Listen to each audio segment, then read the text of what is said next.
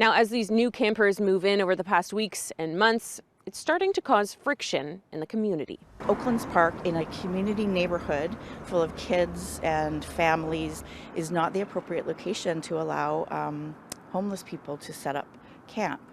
And they're there 24/7. They don't take their shelters down. Oaklands Park is one of 3 parks where individuals experiencing homelessness can shelter overnight in Victoria. The shelters are supposed to come down at 7 a.m., but these locals say that's not happening. It just seems like the police hands are tied, the bylaw officers' hands are tied.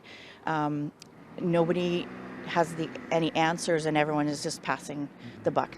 The issue of enforcing daytime sheltering seems to be coming down to cost. In front of council this week is a report that found it would cost $4.7 million to enforce daytime sheltering, something that would require the city to scale back other services to avoid a property tax increase.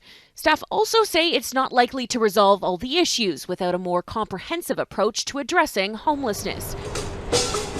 Victoria's recent approach, after getting the assurance from BC Housing that most people have been offered a place to go, was to conduct sweeps of Pandora. Then fencing was put up to deter camping.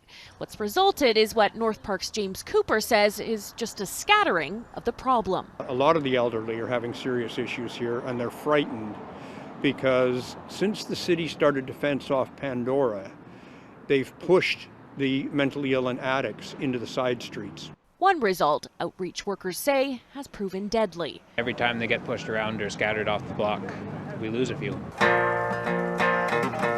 After being pushed off Pandora, Shea Smith, a well-known and outspoken unhoused man, died in a Victoria side street last week in his tent. Smith, outreach workers say, is one of many. Yeah, I think we lost about 10 in a 7 to 10 day period. If he hadn't been swept into the corner by bylaw, I believe he would still be alive. In the meantime, those sheltering outdoors and the neighbors around them will wait to see what the city plans to do next. The discussion on whether or not daytime sheltering will be enforced, council will have Thursday.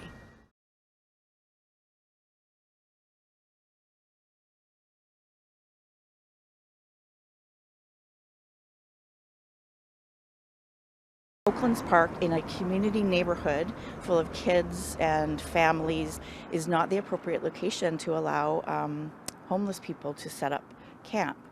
And they're there 24/7. They don't take their shelters down.